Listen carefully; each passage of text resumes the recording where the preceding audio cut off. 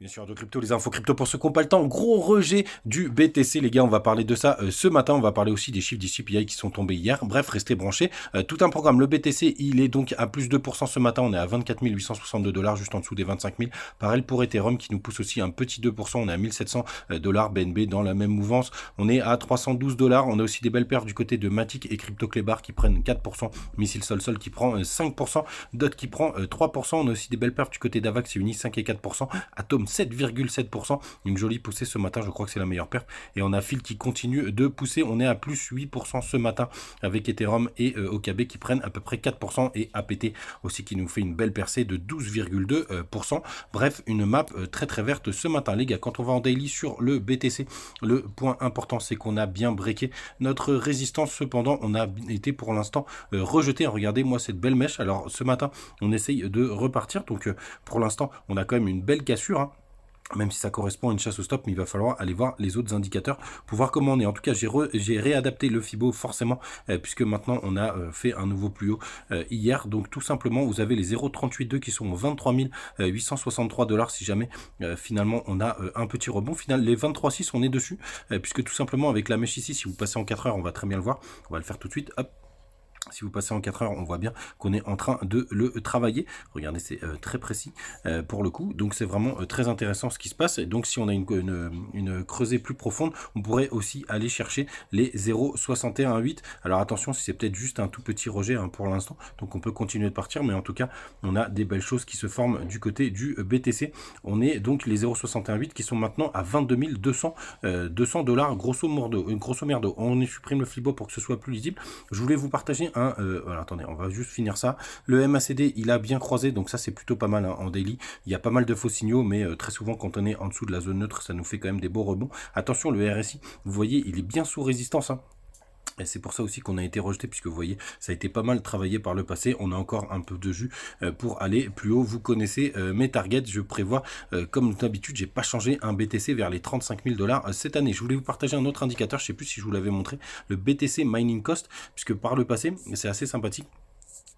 À chaque fois en daily, à chaque fois qu'on vient le titiller ou même qu'on passe en dessous, c'est des très très bonnes zones pour accumuler du BTC. Regardez d'ailleurs, ici on pouvait voir que ça a été vraiment une très très bonne zone malgré l'incursion baissière qui a fait vraiment flipper tout le monde. Et regardez par le passé, hein, c'est aussi très intéressant à chaque fois qu'on vient le titiller ou qu'on est en dessous. La dernière fois c'était pendant le crack Covid.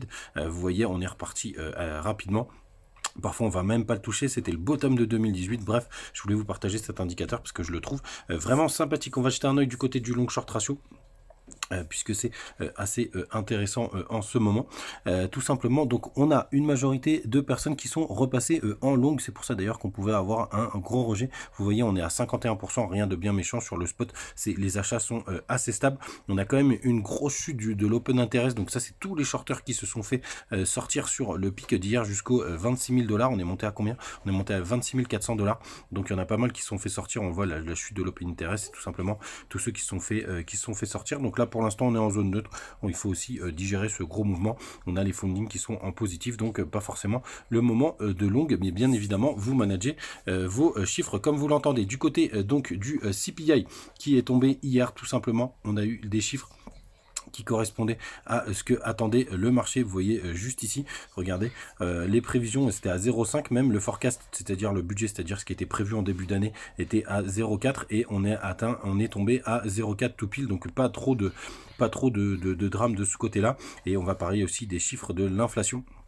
Pareil, on s'attendait on avait une prévision à 6,4 et un budget en début d'année à 6%, on est arrivé à 6%, donc ça a plutôt été bien pris par le marché, ce qui nous a permis aussi de faire un nouveau sommet. Les gars, pour tous ceux qui sont sur TikTok, mes vidéos mettent beaucoup de temps à être validées en ce moment, hein, elle est sortie à peine ce matin, donc n'hésitez pas à aller ici, aller sur YouTube, et désolé du côté d'Instagram, j'arrive toujours pas à télécharger les vidéos. On va jeter un œil du côté du SP500, mais d'abord, n'oubliez pas les gars, vous avez tous les bonus du côté de BingX, hein, puisque vous pouvez justement pour trader l'or et le SP500, ça reste un des meilleurs exchanges. Vous pouvez mettre aussi des cryptos, hein, je le dis pas, mais il y a aussi le BTC et plein d'autres cryptos, c'est quand même assez complet. Vous avez des bonus justement si vous déposez 1000 $ sur vos comptes futurs jusqu'à 300 $ qui seront versés 48 heures après la fin de l'opération, que vous pourrez utiliser en levier x10. Donc ça c'est plutôt sympathique, ça fait des trades gratos. Par contre les gars, n'oubliez pas, faut pas les bouger. Du côté du SP500, donc Vous voyez, on a une belle bougie, haussière hier. On est venu nettoyer pas mal de stops qui avaient juste ici retesté ce W qui était plutôt pas mal. C'est vraiment chirurgical ce qu'on fait du côté du SP500. Pareil, on est vraiment sur des zones assez sympathiques de rebond. On va passer en weekly. Vous voyez, on reteste ici. Alors, je peux pas tracer les trendlines, mais on a retesté parfaitement la petite trendline. Vous voyez ici avec tous les sommets qu'il y a juste là. Donc ça, c'est plutôt pas mal. Et du côté de l'or, on fait aussi des choses assez sympathiques. Je vous disais que j'attendais vraiment un retest de The W. Je sais même pas si le cours pourra me l'apporter, mais c'est vrai que là c'est vraiment sympathique. On n'est pas très loin du all-time high de l'or. Et les gars, comme ça j'en profite, je vous montre. Il y a aussi plein de cryptos hein, sur BingX. Vous voyez tout comme ça.